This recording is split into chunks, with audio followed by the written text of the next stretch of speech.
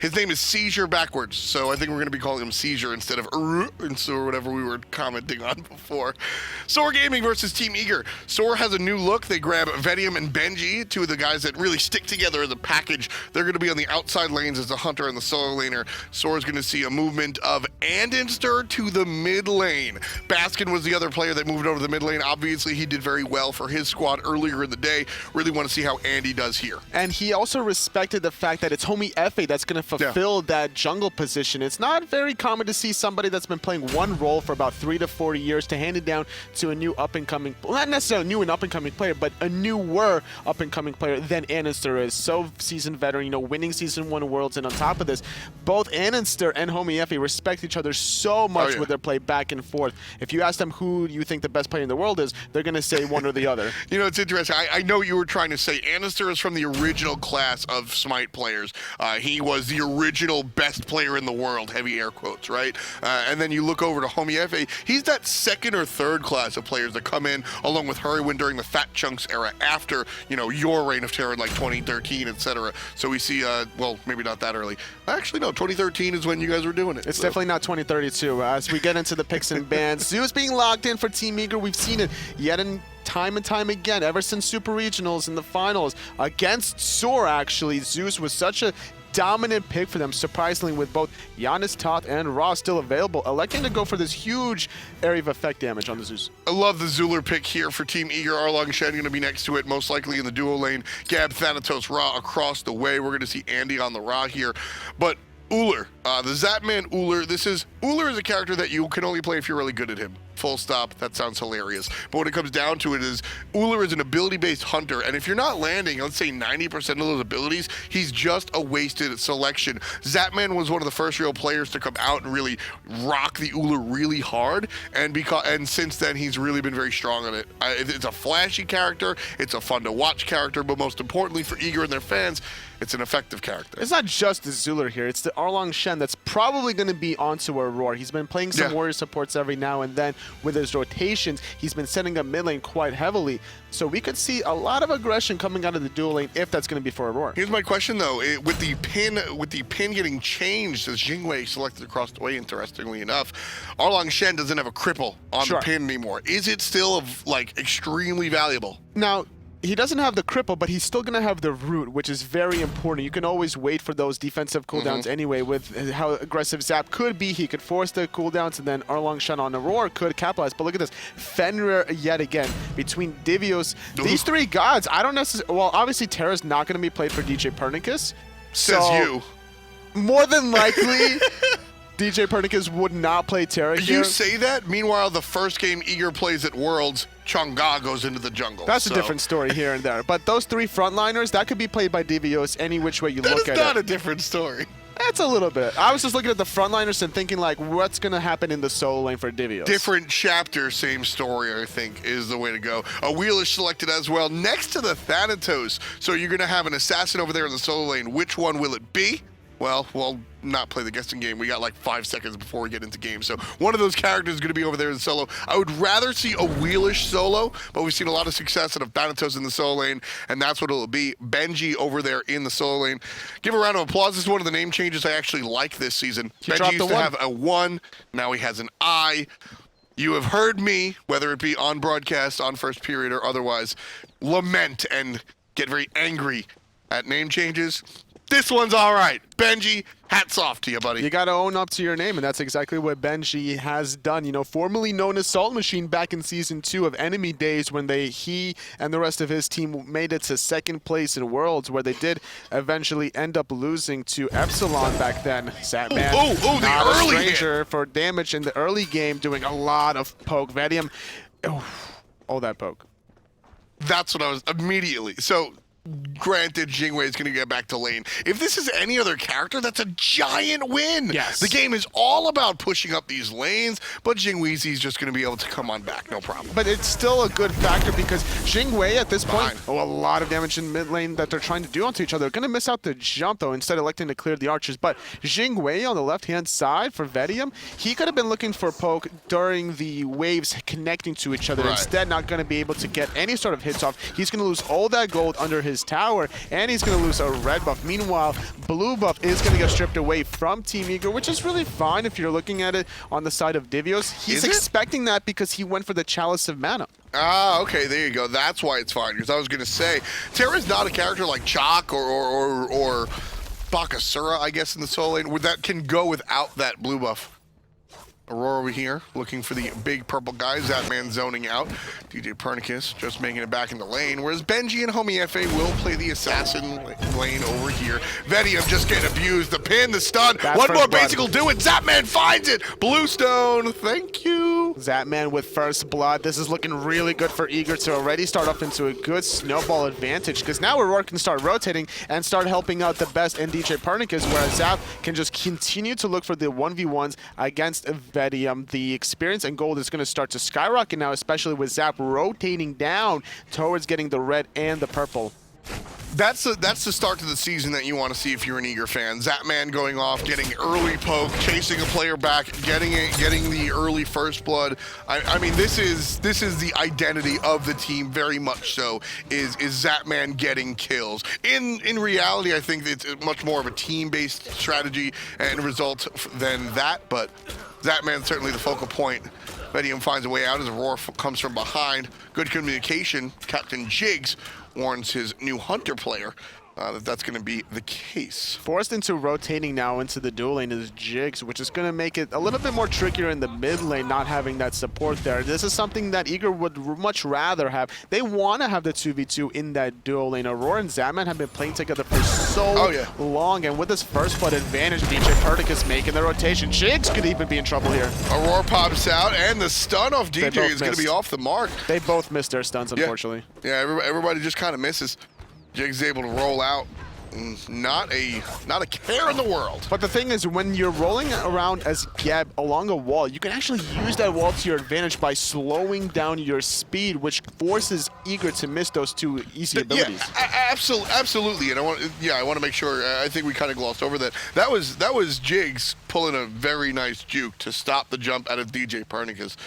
Jigs is very powerful mechanical player. Divios gets knocked up, pulled down to the ground. Damage on the Benji, still not enough, however. Mark of the Vanguard doing work. Underneath the tower comes the assistance, but he's not under the execute threshold. Divios still juking. Gonna get hit. Nice stun to follow up against Benji. Feather Step isn't strong enough. Knockup will be, but the tower still not enough to finish off Benji. Homie F and Benji do not efficiently take out the solo lane Terra, but they eventually take care of him and don't die themselves. That was the perfect defense that Divios could have possibly done at that point. He anticipated the stun, already placed his own stun in anticipation for it, but unfortunately, the tower just did not clean up Benji in time. Had Benji died there, definitely a great trade for Eager. Either way, though, having to sacrifice so much of his health, we're going to see Benji still having to back, so he's not going to be able to take advantage of it by pushing the wave under tower. So now Divios rotating. He's going to grab his own blue buff, get back to the lane, no problem. Still 4 minutes into the game. SoaR struggling a little bit, down about 500 gold. Anister here, playing on the Ra. We'll take a look at him for the first time, really all game. He'll be in the mid lane, and he's building into that defensive build that we see a lot of players go last year. This was one of, I would say, MLC's favorite builds that we saw. Everybody really built this, was the helmet. It's going to protect you against the physical damage from the jungler pretty hard. It's very cost effective. Of such a low cost, it's going to give you a lot of protections, the penetration, the magic power, all three stats you really want in the early game, especially whenever you're encountering that enemy physical jungler. You want to make sure that you survive against that, the initial burst, to be able to top yourself off later on. I like where Best has gone here. Best is going with one of the other strategies that we've seen some of the mid lane mages do, is that he's actually going to start the Bumba's Mask. So Bumba's Mask, of course, is less expensive. It's 500 gold, and when you sell it, you get 300 something back. So realistically, you're not spending that much. But the idea behind this, Toli, is the fact that Best is going to be clearing camps by himself more often than not. And we see a little bit of action around the Gulf here. Homie FA was thinking about trying to look for some damage here. DJ Pernicus is going to jump right in place, but the Cataclysm, it sets up Anister for a nice and easy snipe. Two members from Eager wiped off of the double ult combination between Jigs and Andy. Yeah, Jigs 100% just good situational awareness. And on the other side from Team Eager, abysmal situational awareness. You cannot line up near the Ra. I mean, that's the combo that you just can't do. I like the play by Zap. He used beats and jumped away. He's like, no, I got to get under the safety of my tower, but I don't want to get pulled mid-air, stopping me in my tracks. Great use of the beats. And now he's going to be safely there just waiting to see what SoaR's next move is. Yeah, that's gonna. It's fun that SoaR have to commit 3 players to this lane just to catch Vedium up to Zapman. Zapman's still up about half a level after getting his purple buff taken away from him. Divio's here, working on the solo lane Terra. This is a Divio's only pick, I feel like. Why does Eager work so well with the solo lane Terra? Why does it fit into their thought process? The thing about Eager that makes them so scary is you never really know where their picks are going to go. That's like true. we saw before between the Terra, Erlongshen, and Fenrir. The Terra, all 3 of those gods could have went to Divios either way. Yep. DJ Pernicus more than likely wasn't going to play the Terra, so the fact that you can run this Guardian in the solo lane, have that global pressure with the making sure you get the cooldowns reduced, having extra movement speed, makes it very easy for Eager to force these team fights around, or at least defend their own buffs in the jungle side. Homie pops the ultimate early. I think he was anticipating the brutalize out of TJ Pernicus, not going to get the grab. In fact, just a wasted ultimate in all honesty. Jumps away from the stun out of Divios. So Team Eager able to chase SoaR out of their own jungle, but there's nothing to be taken there, so SoaR doesn't really mind leaving the premises. Zapman even made the rotation very aggressively, so he's going to have to go all the way back to the left-hand side of the map, and he's going to miss a bit amount of gold and experience as that wave will hit the tower. Yeah, I think that was supposed to be a big hard commit, looking for the entire right side of the jungle. But as you can see, the timers just a little bit too early. Eager wanted to make that play instead of at 7:20. Eager wanted to make that at about 8 minutes. Benji, 2 levels ahead of Divios, missing the def side, doing a lot of damage with those in-hands. Currently, Divios without any physical protection, so those will definitely hurt, especially on the 3rd hit of Thanatos, having extra damage, as well as that AoE in-hand will allow him to also clear the way very effectively, proccing multiple hits of that death toll. Yeah, you can see the Mark of the Vanguard, the only defensive option that Terra has at the moment. The best DJ here in the mid lane, trying to get something going here for Team Eager. Able to find the first blood very early on, but that was Zapman pretty much by himself. Decent little combination of players, but SoaR, 3 kills to 1.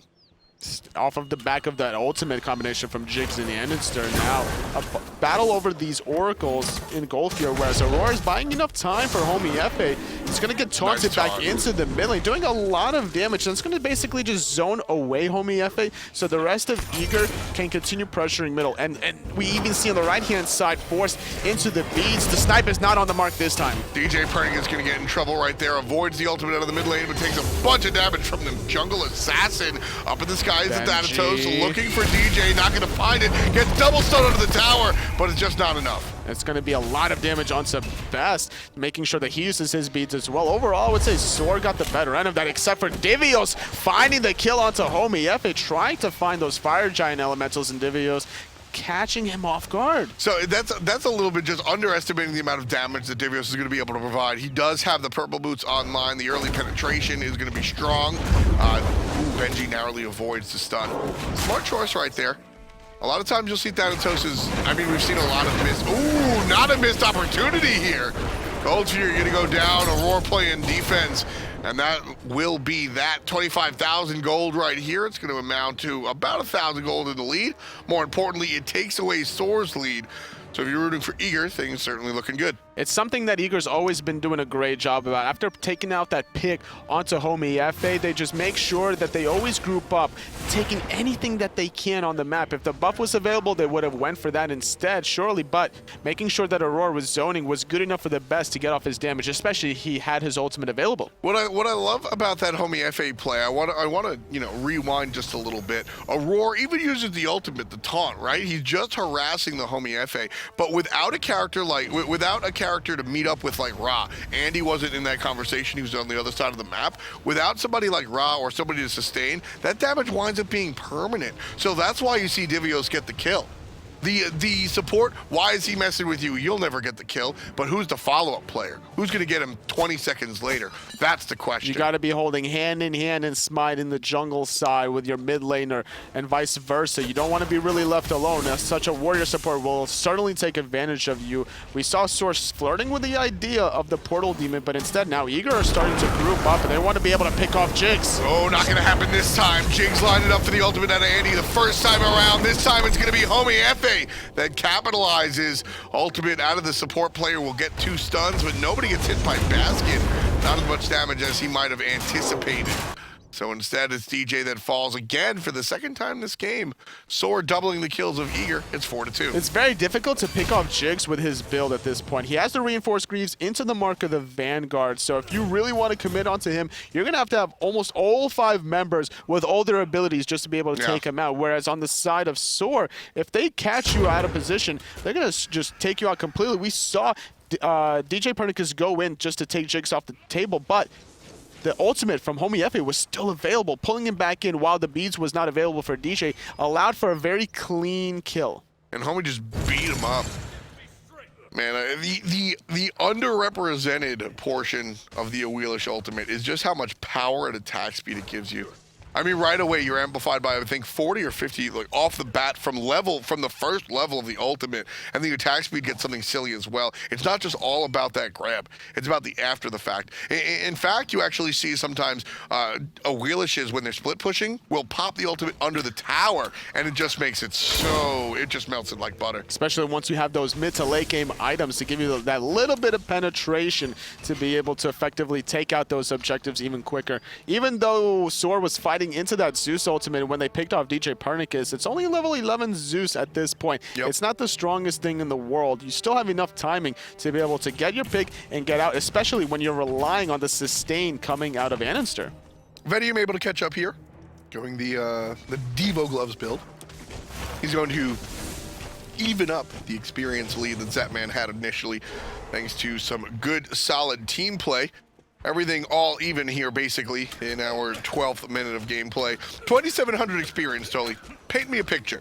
How big is that of a lead for SoaR? Heading into the 13-minute mark, it's not that bad. Benji having a 1-level lead over Divios, especially with it being a Guardian, is to almost be expected of. Guardians struggle a little bit against Assassins and Warriors, so they're going to be a little bit behind. They're going to have their blue buff taken away, but on the flip side, it was also Vedium that struggled because his buffs were getting stripped away. So I would much rather see Eager be this little behind at this point because their team fights does have a little bit more control with Divios on this Terra. Fire Demon guy, Portal Boss Man over here going to be attacked.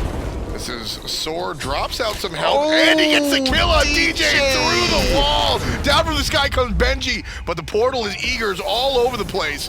Trouble for Aurora, he's going to be contacted by the rest of the squad. Benji, not accurate with those death scythes. It just seems DJ Pernicus has always been the sacrificial lamb for Eager, just constantly getting picked off. Benji, though, nicely get shield by Jigs, making sure he wasn't going to get rooted under that tier 1 tower, and zooming away from the action after hitting that death side with the shield of regrowth is Benji going back into the right-hand side, making sure he maximizes his farm. Big play coming out from Team Eager. SoaR respond exactly the way they should, though. That is what's fun here watching these two teams, is that SoaR just know exactly that is a sneak play against most other teams in the league.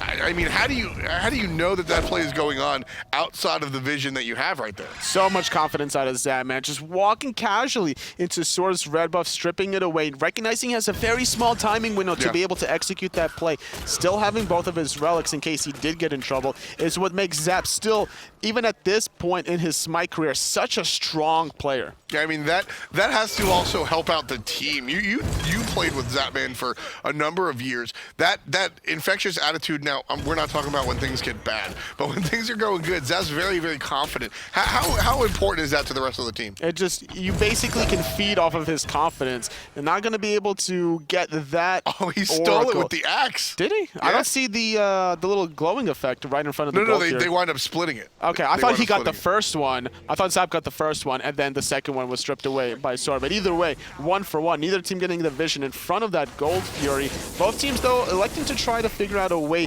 to start up this next objective. After clearing mid-wave, SoaR's going to position themselves aggressively, trying to control the vision around the mid-harpies. This is what you have to do whenever you have a wave advantage. If you're not going to start up the Gold Fury, position yourselves to get the wards out. Gold Fury started. Leash started again. Leashed started a second time. There is going to be a little bit of focus on the players from around the backside. Aurora is going to get controlled, but that's everything. They blow 2 ultimates, 3 ultimates, 3 ultimates on the support. Here comes the counterattack from Eager. DJ is going to get executed, jumps away. Benji can't find it. Zapman by himself being chased by the assassin and the support. Zapman finds the stun. Looking for the basics after the fact. Won't be able to find it. Neither will he find the hail of arrows, but SoaR. 3, 5 ultimates down. Still a Zeus ultimate available. This is not a good look for SoaR. Here comes the change. Gold Fury goes the way of Team No, it went to SoaR. Now with the Zeus ultimate trying to hold on with his Aegis for a little bit longer. Vedium doing a lot of damage, and with the beam from Anderson, gonna find the best in the process. The heal gonna keep everybody topped off. Eager, unfortunately, not able to secure the gold for losing 2 members in the process as well. So SoaR gonna be able to not only tie the game up, but get a slight lead despite being behind in the beginning stages of the game after Zap found that first blood. Great stuff out of SoaR. Homie FA just gonna make it even better. Nice Aegis out of Zapman to save the life. Gonna dodge the stun as Homie FA. Here Jigs. comes the response from Team Eager. Jigs is in trouble, gets hit by the hail of arrows. Can't find the crowd control. Stun is good. That's the rollout. Jigs is in trouble.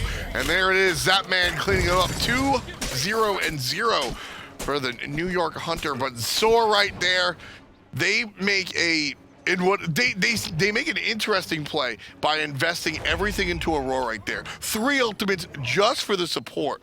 Overzealous was definitely the word I would say from SoaR, trying to really find that pick. The fact that it was Aurora that got off his ultimate to engage right off the bat definitely helped him in his survivability aspects, having the sovereignty and the gauntlet of Thebes giving him so much health, so much protections, able to top himself off with that ultimate with the turtle, giving himself a little bit of a shield, bought enough time necessarily for all the abilities to still be on cooldown for SoaR, so they don't found more than just that one initial pick. Exactly. You see SoaR, they blow 3 of their ultimates into that, and it looked like you said overzealous, almost a mistake. But that's what is a sign of a fantastic team, when you're able to make the mistake but fight into it anyway. They drop the 3 ults into Aurora, which is overzealous, but Benji chases out DJ Pernicus, doesn't get the kill, but it's effectively a kill because he's out of the team fight. And then the rest of SoaR are able to just topple Eager and the rest of the team fight by splitting the team up, by having the numbers advantage. You send 2 after Zapman, 2 after another target, and then they are able to correctly deal their DPS into the Gold Fury. Just a fantastically executed sequence coming out from SoaR. Very impressive. You could tell just how overzealous SoaR is, though, because even after that goal fear, they wanted more. They wanted to try to find the initial pick again onto Zapman. A great Aegis use by him, but because the fact that Jigs made the rotation with Homie FA, he tried to make sure he was in a position to shield him in case he got stunned out. That forced Jigs in a position where he couldn't really retaliate from there. There's going to be the blink from Jigs, double stun out of the ultimate. On the backside comes Divios, trying to find somebody, but just can't find control. Benji lands down on the Guardian, not really that big of a deal. Ultimate out of the mid lane, Rod, not going to hit much as well. Divios finds the kill on the right side of Homie FA. Jumping up and down is going to be DJ Pernicus. Can't find the stun, but Best does one better and takes 2 out. Down goes the horn, 19 on the clock, and Team Eager shift into the lead, 7-7. It's going to be a deicide, deicide for Eager, just like that. The Portal Demon was taken by SoaR, but without any members here, this Fire Giant is going to be essentially free. The sustain from Divios is what helped win that team fight. Best kept himself alive with a Terrace Blessing for a little bit. Where's the shell? Using the Monolith as well for even further sustain, continuing to throw out the chain lightnings and the detonations for the best. Great teamwork from Eager, making sure everybody stayed alive. MVP Team Eager, shell. Right there. You had a great setup, well, all right, arguable setup coming out from Jigs. He comes and gets the initial initiation off of the backside, which nobody's really involved in. So I think it could have been better, but it wasn't terrible. Then that fight when everybody centralizes around the Fire Giant, totally, you see the ultimate out of Ra come down, and it just doesn't do the damage that it did before. You see the damage come out from Homie FA, and it's just not doing the damage that it did before. I couldn't even tell you where Vedium was. Eager just absolutely, they used that. The shell is what won that team fight by itself. And now, as a result, 20 minutes into the game, Eager with about a 4,500 gold lead with Fire Giant. So this is going to just skyrocket once they strip away these last 3 towers. It's going to be an additional 4,500 gold, so that'll be 9,000 if they're able to successfully siege it down. And with Terra now sitting at level 18, highest in the game, tied with Zatman, this is going to be a great opportunity for Eager to start sieging as a 5-man unit, relying very heavily on the sustain, especially with Divios picking up that Rod of Asclepius. So Zatman's build, the Transcendence and the Chin Sai. How do you feel about that? I feel like those are two items that don't really get along together. It's very true that, you know, Transcendence is more about ability-based hunters, Chin Sai is more about the in-hand hunters, but you could do a little bit of both with Uller, which is what his whole kit is about. You know, when you pop your second ability, your steroid, on the bow stance, you're going to have, ooh, hold that thought though, Lincoln get Best just gets eliminated. Jigs and Anister showing why this combination is just so powerful. Yeah, I mean, that's just... Best was in the wrong spot. I mean, completely. You also didn't have the relics. At 21 minutes, relicless can't be by yourself by the Gold's Fury. You're going to get punished. Zatman might get punished here. Sanctuary saves him for the moment. Nice Feather Step will deal damage just to Aurora. Here comes Benji. He tries to take care of DJ, but Jigs is the one to fall. Now on the backside, Benji gets a good silence. Triple stun! Big man, dog man, DJ Perdigas barking down the opposition. Zatman gets credit for the kill, but all hats off to the K9. DJ with the triple stun. They found the initial pick, but it didn't matter. Without the Raw Ultimate, without the Cataclysm, there was no peel for the rest of the team fight. Eager took full advantage of it. Yet again, the sustain from Divios, as well as the Fire Giant buff, helping them win that team fight, and that triple stun out of DJ Pernicus. That was hot fire. I mean, that's one of those plays that you don't care where your team is, you have to make that play. Homie FA finds a knock up in the jungle, has the ultimate available, but realizes it's the Guardian, and or rather Aurora, the support, and just says, nah, you can stay. He had other intentions. You know, if he tried to maybe catch that man around that corner, that would have been the ideal target. Sometimes, you know, you hope for the best, but you prepare for the worst kind of deal. So 2 towers being stripped away, still a last one remaining on the right-hand side. If you keep quoting Linkin Park during our games, I'm gonna trade you. Linkin who? I'm gonna make you go. I don't even know who those. I'm gonna make you go stand on the stage. I'm gonna be wait. There's a park near here named Lincoln. 10 to 8 read the kills here, folks. 22-42 on the clock. Team Eager leading this one by a big chunk, despite the fact that I think you can safely say that SoaR was doing a lot of the work during the early mid game. Early game, sure, Zatman did a whole bunch of stuff. But then as the game started to get underway, it looked like it was going to be SoaR that was really putting their stamp on this one. But Team Eager, was it the single play by the Fire Giant that turned the tables? Oh, absolutely. Making sure that it was keeping Best alive for so long with just getting the DSI. You didn't lose anybody in the process, so everybody's getting farmed, everybody's getting the experience that they need to separate the gap away from SoaR. That was just so crucial. They just blew too many cooldowns on the Best without finding the kill, and all those abilities from the Best being thrown out made it too difficult for SoaR to stay alive. I think it's arguable if Team Eager is the best team out here. In fact, I think it's easy to say that they're probably not, with the likes of LG and even the SoaR team in memory of Gabe. But I think they're one of the more exciting teams to watch. You get to see those big D-side plays. They're always looking for the giant plays is really what you're going to see out of Team Eager this season. Especially with DJ Pernicus, he's not going to hesitate to go in, despite time and time again in the beginning of the game, he kept getting shut down when he went in. Obviously, Homie FA was waiting for those jumps so he could pull him back in. But that doesn't deter DJ from still attempting to make the plays. He trusts in the rest of his team to be able to capitalize off of any abilities that he absorbs in turn. Yeah, it was very interesting. I got to sit down with Team Eager during Super Regionals, and we had a very long, let's say, half-hour plus interview between the guys, and I asked them like what the identity of Team Eager was. The identity of Aurora might be lost here in the right side lane, but here comes Divios, and the Best is going to respond as well. DJ is backing nowhere near in this fight, so it's a 4-on-5. Team Eager playing it safe and will look for the distance. Blinking forward as Jigs going to match up with Andy. Not going to find a target this time around. There's a target. Jigs gets stunned. He gets knocked up. Still a lot of damage, and Zatman able to find his 4th kill of the game. DJ in the back forcing the ultimate out of Benji, so it's a 1-pick. Benji's out of the team fight completely. Everyone from SoaR has to concede this tier 2 tower, and this could also give enough of a window for Eager to transition straight into the Fire Giant here. Everyone from SoaR had to go back to base, and it's going to be Aurora even overextending a little bit further so he can continue to zone. He's not even worried. Did DJ use Rallying Ritual to get up here this fast? Because he has 2 wards in his inventory. I think he used it and then bought the wards. If he did, I definitely didn't catch it, but it's going to be Eager with DJ and Aurora zoning everyone from SoaR. Their second Fire Giant of the game, basically free. Yeah. Nobody from SoaR really wanting to contest this. They're down 13,500 gold. So going back to what I was mentioning, a little rave belt over there. The purple buff doesn't seem to agree with the Fire Giant belt. I like what's coming out for DJ. These guys said that, you know, Team Eager has a lot of different identities. They're experimental, they're creative, but when it comes down to it, they're really into understanding their own team and trusting their own team. That when a player goes in, you absolutely have to follow up. And there was actually a hype video put out by the Eager guys recently for their team.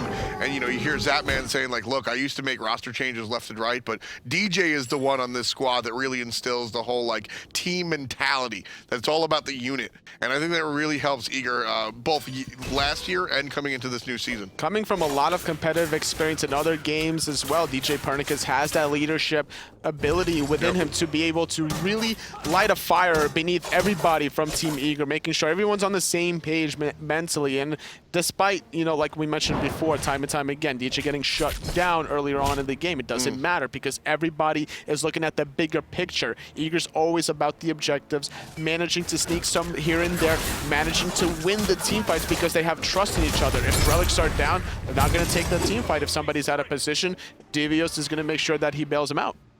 The idea on SoaR is very similar as well. They've had some roster changes, so I imagine the culture is something that's going through some changes. Triple stun from the support. Look at the players heals. get hit with the damage at the mid lane, but Beth picks up one. Jinx is gonna fall. Zapman on the back line, but Beth picks up two. Beth picks up three. Zapman picks up the fourth. Best rolling trips all across the board. DJ grabs a fifth. Ladies and gentlemen, 16 kills on the board. I think the 17th is gonna be the Titan. That's going to be probably it. Team Eager is going to be able to grab this one Phoenix, exposing SoaR's Titan, going to be able to grab the first game of this two-game set.